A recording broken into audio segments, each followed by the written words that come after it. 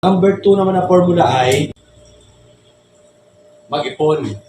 So, bakit kasama sa formula ang pag-ipon? Kapag nakapag-ipon ka kasi at magkaroon ng oportunidad, anytime dumarating ang oportunidad paano kapag wala kang ipon?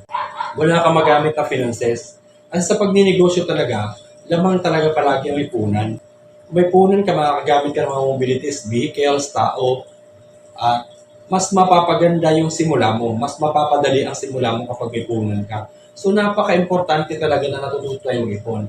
At sa pag-iipon kasi guys, ganito, kung halimbawa ikaw nagtatrabaho ka sa empleyado, dapat i-secured mo talaga yung 30% or kung wala ka naman gano'ng pinagkakagasusan, dagdagan mo. More than 30%. Dapat lowest 30% ang nasi-secured na may tago mo, may ipon mo. Monthly yan. Kung example, sumasahod ka ng 15,000 sa pagiging empleyado at may goal ka sa buhay na magnegosyo balang araw. Yung 30% na yun is 15,000 or 1,500 pesos.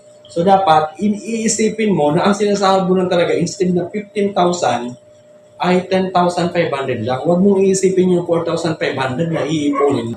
Kasi pag inisip mo na may sobra ka pa na 4,500, aasahan mo yan na anytime, pwede mong galawin yan. Hindi kasi gano'n ang ipon. Pag sinabing ipon, gagalawin mo lang siya kung kailangan. Iba naman din yung pang emergency. Kung sakali man na nag-iipon ka, unahin mo muna siyempre yung punuan yung emergency mo. Ipunin mo muna yung for emergency mo ng 6 na buwan.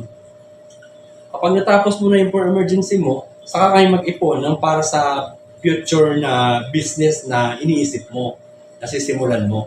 Napakadaling magnegosyo kung ipunan ka. So, napaka-importante na nag-iipon ka. So, tatandaan palagi natin, pag nag-ipon tayo, dapat 30% doon sa buong kita natin. So, ililista ko ito, tatandaan nyo. 30% sa buong kita. Lagyan na natin dito monthly income. Yan. So, isi-secure nyo talaga yung lowest 30% doon sa monthly income ninyo. Yun ang kasiguraduhan na balang araw kung may pangarap kang magnegosyo, makakapagsimula ka ng madali dahil may naipon kang puhunan.